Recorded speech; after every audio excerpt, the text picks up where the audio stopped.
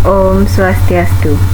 Perkenalkan, nama saya Kadesri Chandra Dewi dengan NIM 2417051087 dari kelas 2E.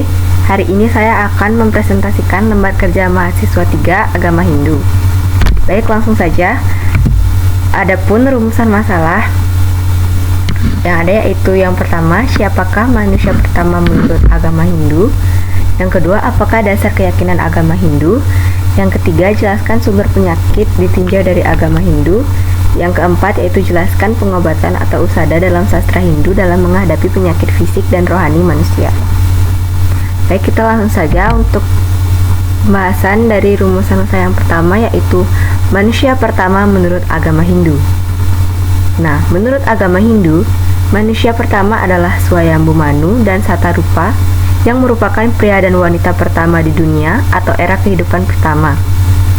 Swayambhu Manu dipercaya sebagai leluhur manusia dan diciptakan oleh Dewa Brahma. Ia menikah dengan Satarupa dan kemudian keturunan mereka disebut Manawa yang berarti keturunan Manu dan merujuk pada umat manusia. Setelah masa Swayambhu Manu berakhir, dunia memasuki masa Manu yang baru dan demikian silih berganti sampai 14 tahun Manu terlahir ke dunia. Nah, dalam kitab suci agama Hindu, tetap Swayambhu Manu ini merupakan sebutan, sedangkan kata manusia sendiri diduga adalah turunan dari kata Manu. Untuk yang kedua yaitu dasar keyakinan agama Hindu.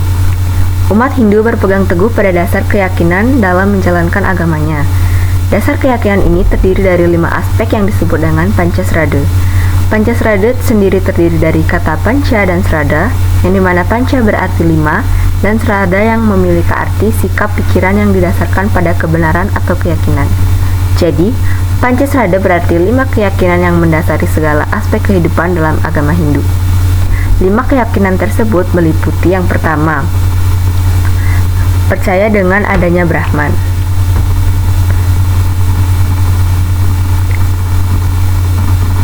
Keyakinan terhadap Tuhan Yang Maha Esa dalam konsep Tuhan atau Ida Sang Hyang Widiwasa adalah Esa sebagaimana tertulis dalam Chandyoga Upanishad bab 4 2.1, yaitu Ekam Eva Avyam Brahman, yang artinya Tuhan itu hanya satu dan tidak ada duanya. Yang kedua itu percaya dengan adanya Atman. Percaya dengan adanya Atman. Atman Srada adalah keyakinan tentang mereka, tentang kebenaran dengan adanya Atman. Dalam kitab Upanishad disebutkan bahwa Brahman Atwam Aikyam, yang artinya Brahman dan Atman itu adalah tunggal. Oleh karena itu, jelaslah Atman dapat diartikan dengan percikan kecil dari Ida Sang Hyang Widiwasa yang hidup di setiap makhluk hidup. Yang ketiga yaitu percaya dengan adanya karma pala. Karma pala berakar dari 2 kata, yaitu karma dan pala. Karma berarti perbuatan atau aksi, dan pala berarti buah atau hasil. Karma pala berarti buah dari perbuatan, baik yang telah dilakukan maupun yang akan dilakukan. Dengan demikian, perbuatan apapun yang kita lakukan akan membuahkan hasil.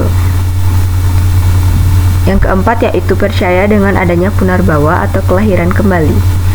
Punarbawa berasal dari kata yaitu punar yang artinya lagi atau kembali, dan bawa yang artinya lahir atau kelahiran. Dan dimana artinya Atman sebelum bisa mencapai moksa akan lahir kembali ke dunia untuk menebus dosa dan memperbaiki kualitas kehidupan. Itu artinya dalam hidup ini kita harus selalu berbuat baik agar bisa mencapai moksa. Dan yang terakhir yaitu percaya dengan adanya moksa. Keyakinan terakhir adalah meyakini dengan percaya moksa, yaitu bersatunya Brahman dengan Atman. Bukan tanpa alasan, tujuan tertinggi dalam agama Hindu adalah mencapai Jagadita dan moksa. Moksa adalah tingkatan hidup lepas dari ikatan keduniawian dan bebas dari penjelmaan kembali. Untuk yang selanjutnya yaitu sumber penyakit ditinjau dari agama Hindu.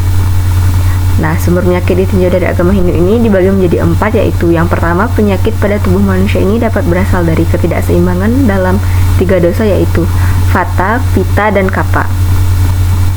Menurut Ayurveda, penyakit muncul ketika dosa yang dominan dalam tubuh tidak seimbang. Misalnya ketika Vata dosa yang terkait dengan gerakan dan sirkulasi tidak seimbang, maka dapat meningkatkan resiko sakit kepala dan masalah pencernaan.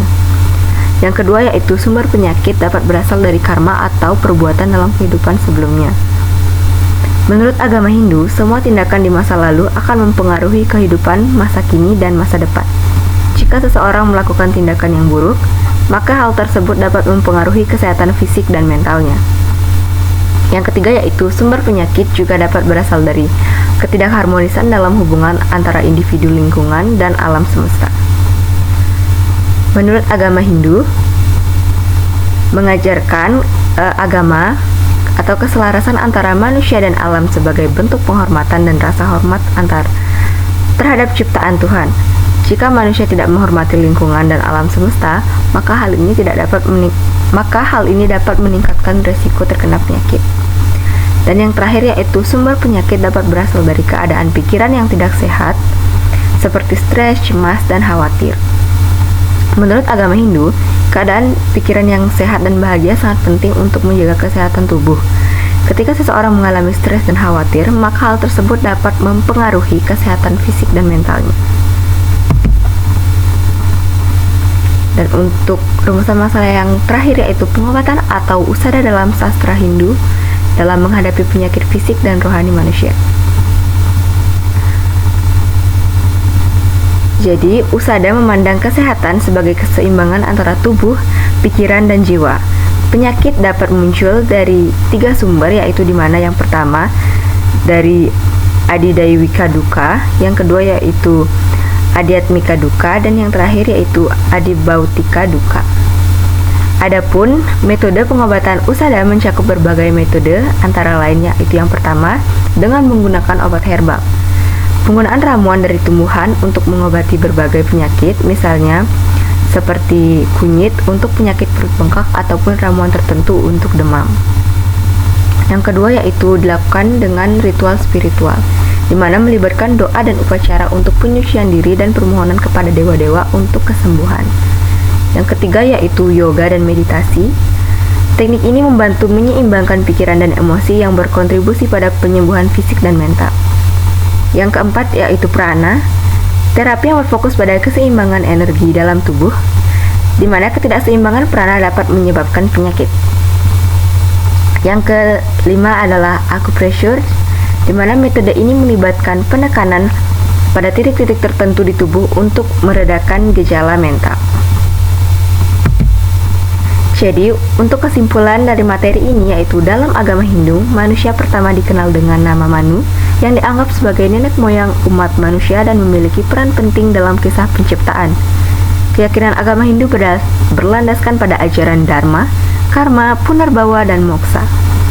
Sumber penyakit dalam pandangan agama Hindu diyakini berasal dari ketidakseimbangan tubuh dan pikiran yang disebabkan oleh faktor seperti karma buruk, ketidakharmonisan dengan alam, dan gangguan pada unsur tubuh ataupun dosa. Nah, untuk mengatasi penyakit fisik dan rohani, sastra Hindu mengenalkan pengobatan atau usada yang mencakup penggunaan ramuan obat, meditasi, serta ritual spiritual. Untuk pendekatan ini bertujuan untuk memulihkan keseimbangan tubuh, pikiran, dan jiwa, sehingga mencapai kesehatan yang holistik dan keselarasan dengan alam semesta. Baik, cukup sekian yang bisa saya sampaikan. Saya ucapkan terima kasih dan saya tutup dengan para pesanti. Om Santi Santi Santi Om. Terima kasih.